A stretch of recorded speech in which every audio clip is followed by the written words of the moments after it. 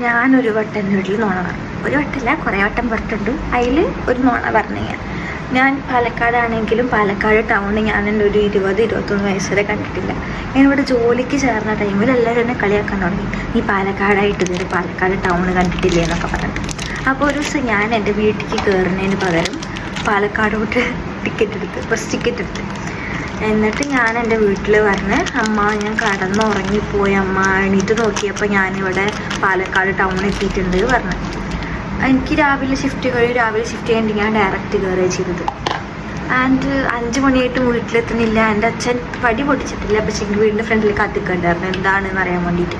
അപ്പം ഞാൻ വീട്ടിലെത്തിയപ്പോൾ എന്നോട് ചോദിച്ചു, ഇത്രയും നേരമൊക്കെ വേണം നമുക്ക് പാലക്കാട്ട് നിന്ന് ഒറ്റപ്പാലത്തോട്ട് ചോദിച്ചു. ഞാനൊന്നും മിണ്ടിയില്ല, ഞാൻ എല്ലാം ഉള്ളിൽ കയറിപ്പോയി. എന്നോട് പിന്നെ അതിനെക്കുറിച്ച് ചോദിച്ചതുമില്ല. ആൻഡ് ഞാൻ ഇപ്പോഴാണ് ശ്രദ്ധിക്കുന്നത്. പിന്നെ ഞാൻ ഇപ്പോൾ ഒറ്റപ്പാലത്ത് നിന്ന് ഇങ്ങോട്ട് വരുമ്പോഴും ഞാൻ ജോലി ചെയ്യുന്ന സ്ഥലത്തോട്ട് വരുമ്പോഴും ഞാനിവിടെ ഇറങ്ങാൻ ഒരു അരമണിക്കൂർ ആവുന്നതിന് മുമ്പ് എൻ്റെ വീട്ടിൽ നിന്ന് എന്നെ വിളിക്കും. എത്താനായിട്ടുണ്ടാവും കേട്ടോ, ഇനി കിടന്നുറങ്ങിയിട്ട് കോഴിക്കോട് പോയി ഇറങ്ങണ്ട പറഞ്ഞിട്ട്. ഞാൻ ആദ്യം അത് വലിയ കാര്യമാക്കിയിട്ട് എടുത്തിട്ടുണ്ടായിരുന്നു. പക്ഷെ ഞാനിപ്പോൾ ചിന്തിക്കുമ്പോൾ these are not bare minimum, these are princess treatment, right?